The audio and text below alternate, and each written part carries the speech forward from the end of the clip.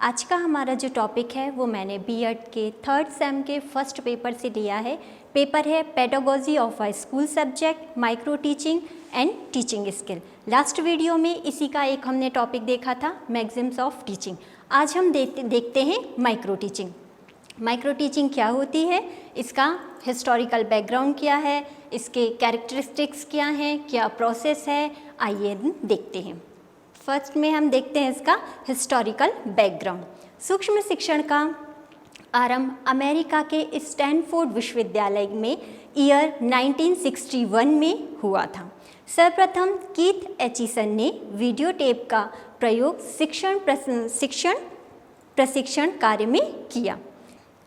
धीरे धीरे कई देशों जैसे अमेरिका, इंग्लैंड, नीदरलैंड, स्कॉटलैंड, अन्य सभी पश्चिमी देशों ने विश्वविद्यालयों में इस सूक्ष्म शिक्षण का प्रयोग किया। सूक्ष्म शिक्षण के नवाचार को भारत में भी ग्रहण किया गया। डॉक्टर डी तिवारी ने सूक्ष्म शिक्षण शब्द का प्रयोग सर्वप्रथम ईयर 1967 में शिक्षक प्रशिक्षण के लिए किया। उन्होंने इस पर केंद्रीय पेडागोजिकल संस्थान इलाहाबाद में कार्य किया। भारत में सूक्ष्म शिक्षण से संबंधित शोध कार्य के प्रारंभ के लिए ईयर 1970 के समय को महत्वपूर्ण माना गया है।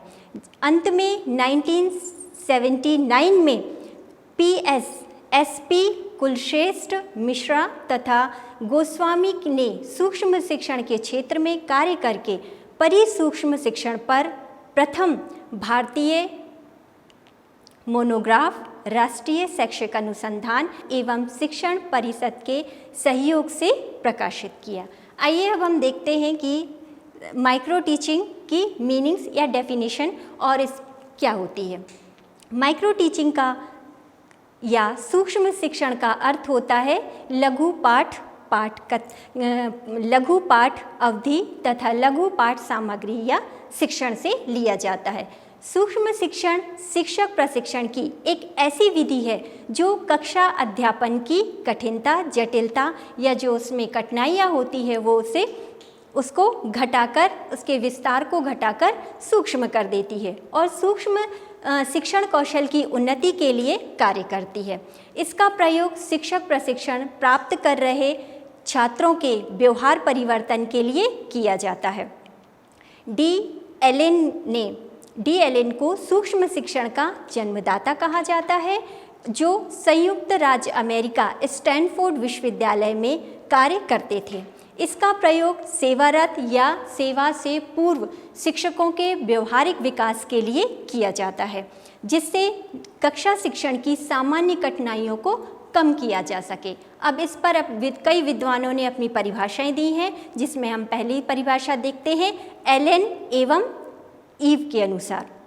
सूक्ष्म शिक्षण को ऐसी नियंत्रित अभ्यास प्रणाली के रूप में परिभाषित किया जा सकता है जिसके द्वारा विशिष्ट शिक्षण व्यवहारों पर ध्यान देकर नियंत्रित परिस्थितियों में शिक्षण अभ्यास किया जा सकता है। सेकंड में हम देखते हैं कि बी के पासी के अनुसार सूक्ष्म शिक्षण एक शिक्षण विधि है जिसमें छात्र अध्यापक किसी एक शिक्षण कौशल पर का प्रयोग करते हुए सूक्ष्म अवधि के लिए या छोटे समूह को कोई संप्रत्यय पढ़ाता है। अब इसके बाद हम देते हैं कि इसकी कैरेक्टरिस्टिक्स क्या होती हैं, विशेषताएं क्या होती हैं सूक्ष्म शिक्षण की।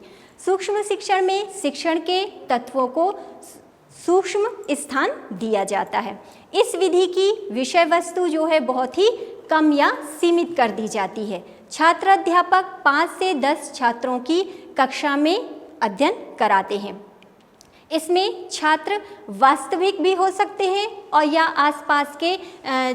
आसपास के विद्यालयों से 4 या 5 बच्चों को बुलाया जाता है, और यदि संभव नहीं हो पाता है तो विद्यालय के जो टीचर होते हैं वही छात्रों की भूमिका निभाते हैं। यह सूक्ष्म शिक्षण 5 से 10 मिनट का होता है।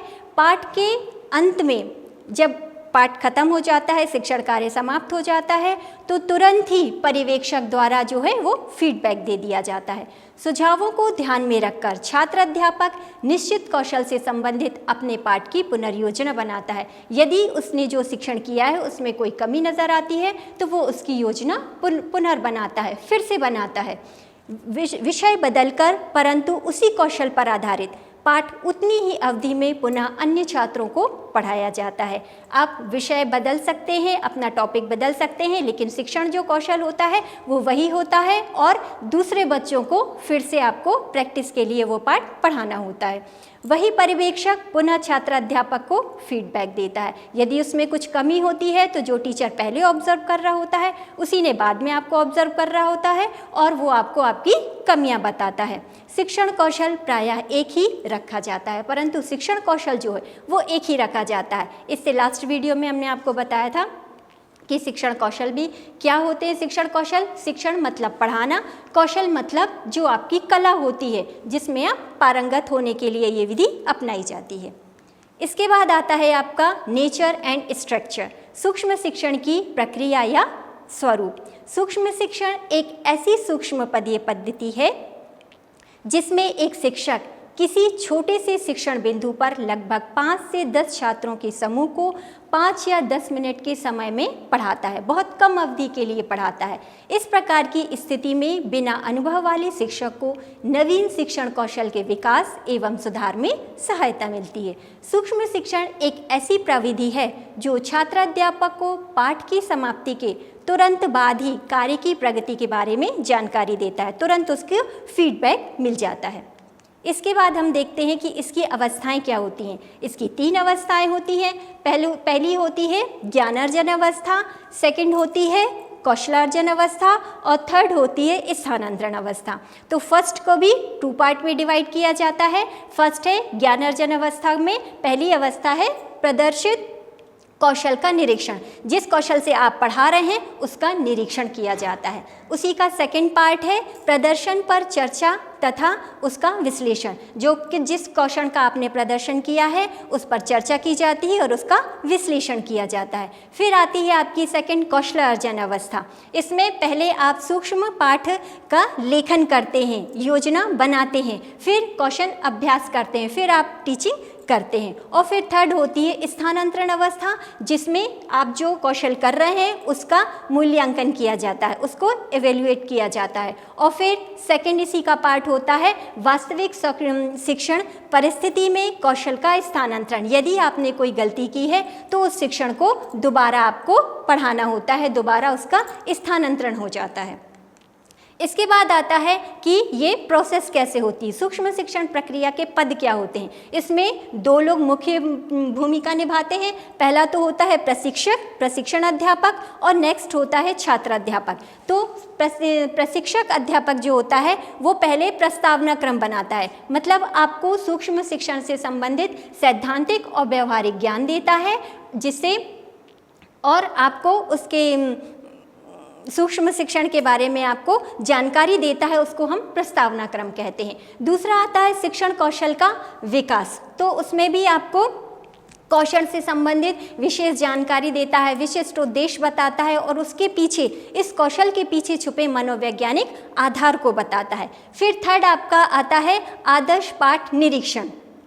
एक शिक्षक द्वारा एक आदर्श पाठ की योजना बनाई जाती है। फिर फोर्थ आता है इसी में आदर्श पाठ निरीक्षण आलोचना। अब जब टीचर ने उस पाठ का आयोजन किया है, उसे आपको पढ़ाता है वो, फिर टीचर और छात्र दोनों मिलकर उसकी विशेषता और उसमें जो कमी रह जाती है उस पर बातचीत करते हैं, विचार विमर्श करते हैं। यहाँ पर टीचर का जो कार्य है वो खत्म हो जाता है, कंप्लीट हो जाता है। इसके बाद आता है छात्र अध्यापक का कार्य। छात्र अध्यापक का कार्य भी वहीं से शुरू होता है, से सूक्ष्म शिक्षण पाठ निर्माण। वो जो उसने टीचर ने जैसा बताया हुआ है वैसा ही वो भी उसके लिए एक सूक्ष्म शिक्षण पाठ का निर्माण करता है। जब उसका निर्माण निर्माण हो जाता है तो फिर कुछ समय उसे दिया जाता है, फिर वह सूक्ष्म शिक्षण की वास्तविक शिक्षण करता है। वही प्रक्रिया अपनाई जाती है कि 5 से 10 छात्रों को 5 से 10 मिनट के लिए वो जो उसने योजना बनाई हुई है उसको वो वास्तविक शिक्षण देता है, मतलब पढ़ाता है। फिर इसके बाद आता है आलोचना या विचार विमर्श। फिर जो शिक्षक वहाँ पर ऑब्जर्व कर रहा होता है वो उसकी आलोचना करता है, वो उसे परामर्श देता है कि क्या आपकी कमियां हैं, क्या आपकी विशेषताएं हैं। इसके बाद यदि कोई कमी रह जाती है तो उसकी पुनः पाठ निर्माण क्रम कहलाता है। फिर उसकी यदि आप में शिक्षण में कोई कमी है तो आप उसकी पाठ योजना फिर से तैयार करेंगे और फिर उसको फिर से पढ़ाएंगे। फिर ये 9 नंबर पर आता है पुनः शिक्षण क्रम। आपको फिर से उसकी योजना बनानी होगी और फिर से उसे पढ़ाना होगा। और 10 नंबर पर आता है पुनः आलोचना क्रम, मतलब शिक्षक फिर से उस पर अपनी आप पर विचार विमर्श देगा या फीडबैक देगा आपको। तो ये 2 लोगों के बीच में जो है प्रक्रिया वो कार्य करती है। इसके बाद आती है आपकी, संक्षेप में हम इसके बारे में कह सकते हैं कि ये सूक्ष्म शिक्षण प्रक्रिया क्या होती है कि शिक्षक द्वारा बच्चों को 5 से 10 समूह बनाकर और 5 से 10 मिनट के लिए किसी शिक्षण कौशल पर आधारित पाठ आपको पढ़ाना होता है, जिसकी ऑडियो या वीडियो टेप रिकॉर्डिंग की जाती है और बाद में जब रिकॉर्डिंग कंप्लीट हो जाती है तो शिक्षक और विद्यार्थी दोनों साथ में मिलकर उसे सुनते हैं और यदि उसमें कोई कमी होती है तो वो छात्रों को बताई जाती है और छात्र जो है वो फिर से उस पाठ योजना का निर्माण करता है, फिर से उसे पढ़ाता है और जो टीचर है उसे फिर से फीडबैक देता है। लास्ट में हम कह सकते हैं कि ये प्रोसेस बार बार दोहराई जाती है ताकि शिक्षक की जो शिक्षण कौशल है वो पूर्ण रूप से उसमें पारंगत हो जाए, उसमें उसकी कोई कमी ना रह जाए। अब हम देखते हैं, यदि आपके पास क्वेश्चन आता है कि सूक्ष्म शिक्षण के सोपान लिखिए या चरण लिखिए, तो उसमें आप इस तरह से ये चरण लिखेंगे पॉइंट्स डालकर। पहला जिसमें होता है शिक्षण कौशल का सैद्धांतिक विवेचन, तो इसमें आता है कि सर्वप्रथम प्रशिक्षणार्थियों को किसी शिक्षण कौशल की परिभाषा, महत्व तथा शिक्षण पर अधिकार करने में सहायक तत्वों एवं कार्यात्मक उद्देश्यों के संदर्भ में सैद्धांतिक जानकारी दी जाती है, जो सोपान में कौशल के मनोवैज्ञानिक पक्ष को स्पष्ट किया जाता है। नेक्स्ट आपका आता है विशिष्ट शिक्षण कौशल की विवेचना। इस सोपान में एक विशिष्ट शिक्षण कौशल का चयन किया जाता है, फिर उसे शिक्षण व्यवहारों के रूप में परिभाषित किया जाता है, जिसमें उन उद्देश्यों को भी स्पष्ट किया जाता है जिनको प्राप्त करना इस चरण का मुख्य लक्ष्य होता है। इसके बाद आता है आदर्श पाठ का प्रस्तुतिकरण। इस पद में पाठ से संबंधित वीडियो, टेप, फिल्म या विशिष्ट कौशल पद्धति प्रदर्शित किए जाते हैं। ये साधन उपलब्ध न होने पर छात्र अध्यापक को पाठ से संबंधित लिखित सामग्री दी जाती है। यदि वीडियो टेप या ऑडियो टेप उपलब्ध नहीं है तो उन्हें लिखित सामग्री दी जाएगी ताकि उन्हें जो है विशिष्ट कौशल सिखाया जा सके। नेक्स्ट पॉइंट आता है पाठ का आयोजन। इस पद में छात्र अध्यापक एक छोटे पाठ का पर योजना बनाता है जिसमें वह विशिष्ट कौशल का प्रयोग कर सके। उसके बाद आता है पढ़ाना। टॉपिक रहेगा आपका पढ़ाना, जिसमें छात्र अध्यापक एक ऐसे छोटे समूह को पाठ योजना पढ़ाता है जिसको वीडियो या ऑडियो टेप किया जाता है तथा परिवेक्षक या साथियों द्वारा निरीक्षण भी किया जाता है।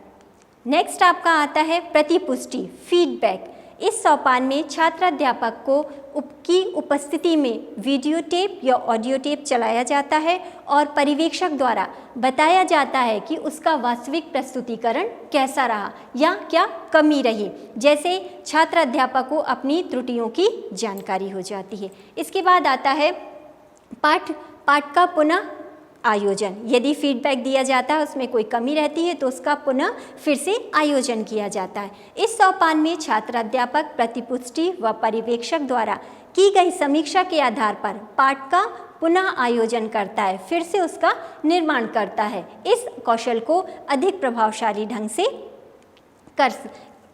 नेक्स्ट आता है पुनः पढ़ाना। फिर से वो पढ़ाता है उसी पाठ को जो उसने फिर से निर्माण किया है उसका, वो फिर से उसे दोबारा बच्चों को पढ़ाता है। इसमें पुनः आयोजन पाठ को दूसरे छात्र समूह को पढ़ाया जाता है। छात्र समूह में समानता होती, छात्र उसी क्लास के होते हैं जो उसी पाठ को पढ़ते हैं। नेक्स्ट आता है पुनः प्रतिपुष्टि मतलब फीडबैक। इसमें पहले पाठ की तरह ही पर्यवेक्षण करता है और उसकी भी समीक्षा की जाती है, जिससे छात्र अध्यापक को यह पता चल सके कि उसने आदर्श पाठ को किस सीमा तक प्राप्त किया है, जिससे दोबारा पुनर्वलन होता है, दोहराया जाता है। इसे ही प्रतिपुष्टि कहते हैं। सूक्ष्म शिक्षण के इस कार्यक्रम के सोपान में 5 से, जो आपको अभी डायग्राम दिखाया था उसमें 5 से लेकर 9 तक का जो पद होते हैं उसे बार बार दोहराया जाता है। उन्हें तब तक दोहराया जाता है जब तक कि शिक्षक जो है अपने शिक्षण कार्य में दक्ष न हो जाए। तो यदि हम इसके पूछा जाता है कि सूक्ष्म शिक्षण के सोपान कौन कौन से होते हैं, तो इसमें हम बता सकते हैं पहला आता है पाठ का आयोजन, दूसरा होता है पढ़ाना या शिक्षण, तीसरा होता है प्रतिपुष्टि जो शिक्षक द्वारा दी जाती है, फिर होती है पुनः आयोजन, यदि कोई कमी होती है तो फिर से उसका आयोजन किया जाता है, पुनः पढ़ाना या पुनः शिक्षण किया जाता है और फिर उसे फीडबैक दिया जाता है, पुनः प्रतिपुष्टि दी जाती है।